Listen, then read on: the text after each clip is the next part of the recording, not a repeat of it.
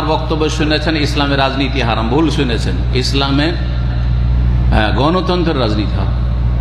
বোঝা গেছে? ইসলামের রাজনীতি আছে, কিন্তু ইসলামের রাজনীতি যে রাজত্ব পেয়েছে সে রাজনীতি করবে। হ্যাঁ, আমি হচ্ছি আমার বাড়ির মালিক, বাড়ির বাইরে গেটের বাইরে যে জমিটা আছে ওটারও আমি মালিক না, তো আমি রাজনীতি করে করবো ওটাই। কথা বোঝা গেছে?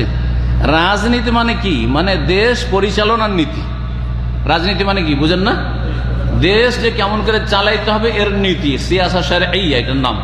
তো এটা যে রাজত্ব পেয়েছে তাকে ইসলামের রাজনীতি শিখতে হবে। এই জন্য আহকাম সুলতানিয়া, হানাফি ফকি মাওয়ারদির আছে, তারপরে সিয়াসা শারিয়া আছে, ইবনে তাইমিয়া রাহিমাহুল্লাহ। তো ইসলামী রাজনীতি আছে। গণতান্ত্রিক রাজনীতি যেহেতু আপনারা বুঝেন, ইসলাম বুঝেন না, যার ফলে আমার কথা বুঝেন না।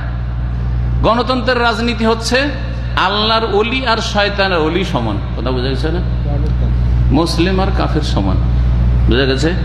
যে তাহাজ্জুদ পড়ে 2-4 ঘন্টা করে রাতে, তার ভোটের মূল্য যা, আর যে জীবনে এক ওয়াক্ত নামাজ পড়ে না, নাস্তিক, তারও ভোটের মূল্য তা। এটা আল্লাহ সমর্থন করেন না। শয়তান আর আদম সমান, ইবলিস আর আদম সমান। আপনি সমর্থন করেন? বুঝেন না, সেজন্য সমর্থন করছেন গণতন্ত্র। গণতন্ত্র কি করে সমর্থন করেন?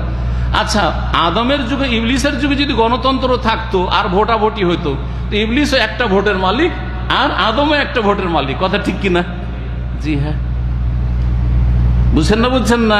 সমর্থন করেন আপনি? তো কেন সমর্থন করছেন গণতন্ত্রের রাজনীতিকে? ওর উপরে একটা ইসলামের লেভেল লাগিয়ে দিই, ইসলামী গণতন্ত্র না ইসলামী কুফরি। ওটা হচ্ছে ইসলামী গণতন্ত্র মানে ইসলামী কুফরি। সাবধান।